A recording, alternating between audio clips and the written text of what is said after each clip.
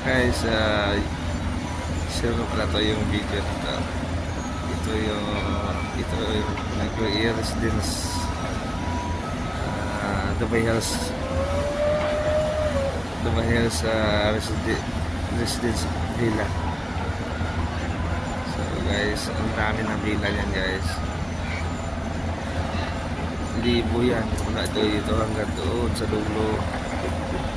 Mga villas natin yan. May mga project namin. Tingnan yan. Dito ngayon guys sa 29th floor. Yung baba na yan. Lugos villa yan guys. Yan. Hindi lang sila 2,000 villa yan. Pag tinignan mo guys, alam mo hindi mapupuno ng tao yan.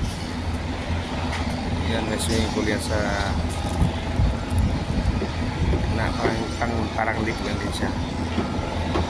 So di ba tapos siya, siguro may dyan, water fountain dyan sa gitna. Hindi pa yan tapos. Kaya so ang daming bila oh. Yung mga bilas na yan.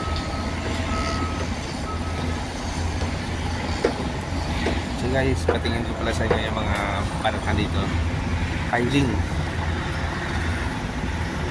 Ito guys, sa baba ng building namin to. So, ibang kumpanya naman yung titira. Piling yan guys, foundation. So guys, mga 10 feet siguro yung lalim ng kanayan, you know. Pakita ko sa inyo guys. Pakita ko sa inyo. Yan yan may nakatayo na pipe yan, you know. At saka yung kabilian na yan guys, ipasok yung sa loob.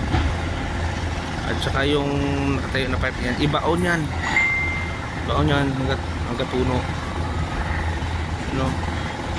Hindi pa nakabaon yan, isagad yan baon hanggat dulo. Tapos pag nabaon yun, ilaglag nila yung kabiliada. At saka ito guys, tapos ako yung mga ito nakikita ko sa'yo. Kasi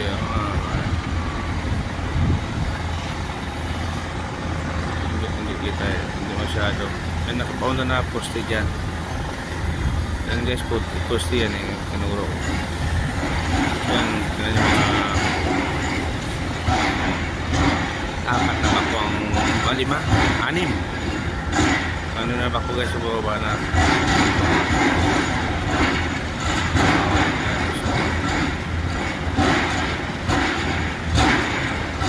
yung mga kanya guys, poste lahat yan. Yung iba dyan is water tank.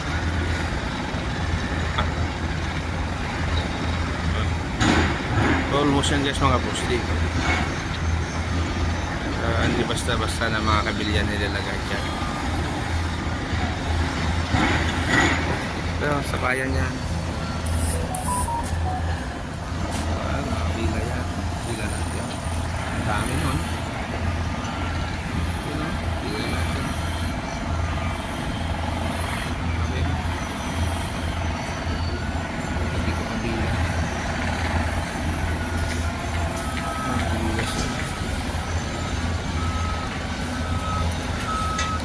Ito guys, project na namin to.